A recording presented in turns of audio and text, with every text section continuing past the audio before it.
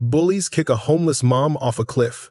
But her little son's cry did something no one expected. She was disabled, homeless, completely helpless. Every day, she sat near the high school with her 2-year-old baby, just trying to survive. And every day, 4 teenage boys walked past her, not to help, but to torment. They threw bottles. They spat on her. They treated her like she wasn't even human. But that wasn't enough for them. One evening, they dragged her to the edge of a cliff behind an abandoned mill. They taped her mouth shut so she couldn't scream. They laughed. They filmed it on their phones. They thought no one would ever know. But they forgot about her son. The moment they tried to push her over, her little boy let out a scream so loud it echoed across the valley and reached the ears of a sheriff driving home 300 yards away. What he found at that cliff would expose a darkness no one in this small town wanted to admit existed. Because these weren't strangers. These were boys from good families.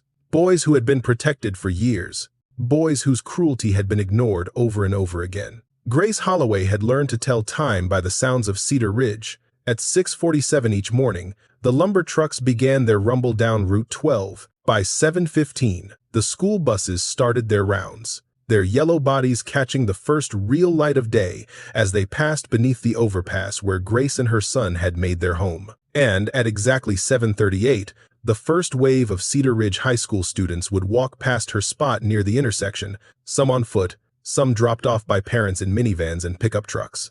Grace knew this schedule better than she'd ever known anything in her life, because knowing it meant survival. She was 31 years old, though the mirror in the gas station bathroom, the one she used every third day when the attendant wasn't watching, showed a woman who looked closer to 50. Multiple sclerosis had taken her legs first, then her job, then her apartment, then everything else that made a person visible to the world. But it hadn't taken Eli.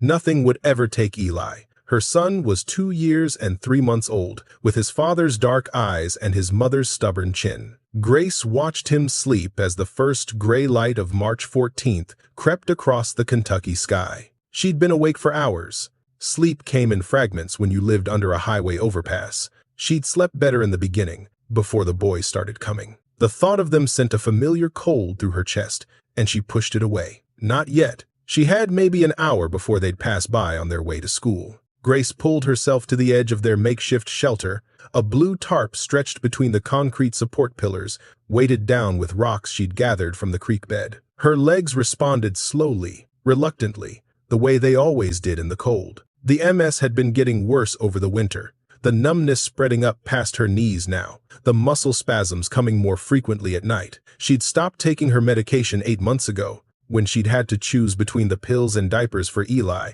it hadn't been a difficult choice. Mama. Eli's voice was soft, still fuzzy with sleep. Grace turned to find him sitting up in the cart, rubbing his eyes with small fists.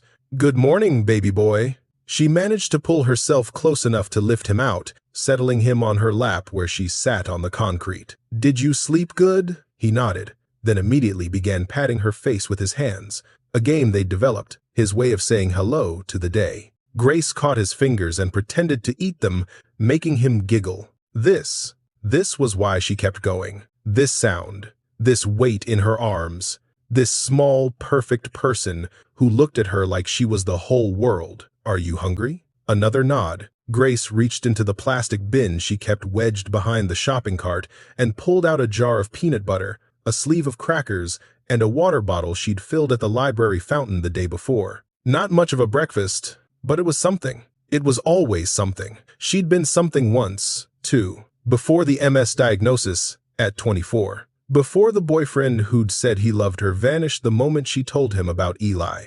Before the job loss and the eviction and the slow, grinding descent into a life where the best she could hope for was being ignored. Grace Holloway had been a nursing student at Eastern Kentucky Community College. She'd been 3 semesters from her RN degree, working nights at the hospital cafeteria, dreaming of a small apartment with a window box full of flowers. She'd been someone with a future. Now she was someone with a shopping cart and a prayer. Eli ate his crackers slowly, methodically, the way he did everything. He was a serious child, old for his age in ways that broke Grace's heart. He didn't cry much. Didn't throw tantrums, didn't demand things the way other toddlers did. It was like he'd already learned that demanding things got you nowhere when you had nothing to give in return. "We're going to the library today," Grace told him, wiping peanut butter from his cheek. "Remember the library? With the books and the nice lady who lets you play with the puzzles?" Mrs. Patterson at the Cedar Ridge Public Library was one of the few people in town who treated Grace like a human being. She let them stay in the children's section for hours on cold days, never asking questions, sometimes slipping Eli a granola bar or a juice box from her own lunch bag. Small kindnesses. They were the only currency Grace had left, and she collected them like precious stones. "Books," Eli repeated. One of his favorite words. "That's right, baby. Books." Grace heard the first school bus then, its familiar rumble announcing that her hour of peace was almost over. She gathered their few belongings into the cart, tucking the blankets around Eli to keep him warm for the walk into town. She'd just settled him into his spot when she heard them coming, their voices carried from a block away, loud, confident, the voices of teenage boys who had never been told no. Grace's hands tightened on the cart handle as the familiar cold spread through her chest again. There were 4 of them, all juniors at Cedar Ridge High. Brett Dawson was the leader, the one with the easy smile and the expensive sneakers, and the father who owned half the commercial property in town. Then there was Kyle Mercer, whose mother sat on the school board. Justin Webb, no relation to the sheriff, thankfully, whose family had donated the new gymnasium. And Cody Tremaine, the quietest of the 4, who always hung back slightly, who never quite participated, but never quite stopped anything either. Good families, people said. Good boys from good families who would go to good colleges and have good careers and never face a consequence in their lives. Grace knew better. The first time they'd noticed her was back in January. She'd been sitting near the intersection with her cardboard sign, "Anything helps. God bless," when Brett had stopped in front of her, blocking the winter sun.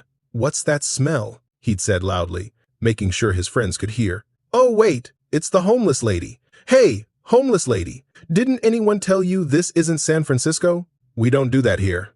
Grace had said nothing. She'd learned long ago that engaging only made things worse. She'd kept her eyes down, her hand on the cart where Eli was sleeping, and waited for them to move on. But they hadn't moved on. They'd circled her like sharks, making comments about her clothes, her smell, her ugly baby, the way she sat, like a crippled dog. Brett had kicked her cardboard sign into the street, where a passing car ran it over, and then they walked away, laughing. Since then, they'd passed her spot almost every school day, and almost every time, they found a new way to remind her that she was nothing. They threw things, half-empty soda bottles, fast food wrappers, once a container of spoiled yogurt that had splattered across her blankets, and taken 3 trips to the gas station bathroom to wash out. They spit on her, called her names that she refused to repeat, even in her own mind, told her she should do the world a favor and kill herself,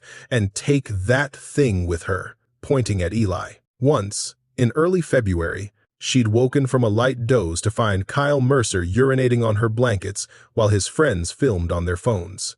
Grace had reported that one. She'd gathered her courage and walked into the Cedar Ridge police station, still smelling of urine, Eli on her hip, and tried to file a complaint. The officer at the desk had looked at her the way people always looked at her now, through her, around her, like she wasn't quite real. He'd taken down some notes, said someone would be in touch, asked her if she had any proof. Proof, as if her word wasn't enough, as if a homeless woman's word had ever been enough against boys from families that donated to the police benevolent fund. Now, as she heard their voices getting closer, Grace did what she always did. She positioned the cart so that Eli was shielded from their view. She made herself small, kept her eyes down, and tried to become invisible. "Hey, look, it's our favorite neighborhood decoration," Brett's voice, smooth and sharp at the same time. Grace didn't look up. "I said, look who it is." A sneaker appeared in her field of vision, expensive and spotless.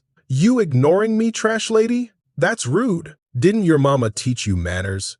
Grace kept her eyes on the ground. Sometimes, if she stayed quiet long enough, they got bored and left. Today was not one of those days. "I'm talking to you," Brett's voice hardened. She heard shuffling, the others gathering around. You think you can just sit here every day, making our town look like garbage, and not even have the respect to acknowledge me when I'm speaking to you? She felt Eli stir in the cart. Please stay asleep, baby. Please, please stay asleep. Maybe she's deaf, Kyle suggested. Or maybe she's just stupid. Definitely stupid. Justin's voice now. You'd have to be stupid to have a kid when you can't even take care of yourself. Makes you wonder who the father is, Brett said. Probably some other homeless freak. Or maybe she doesn't even know. What do you think, trash lady? You know who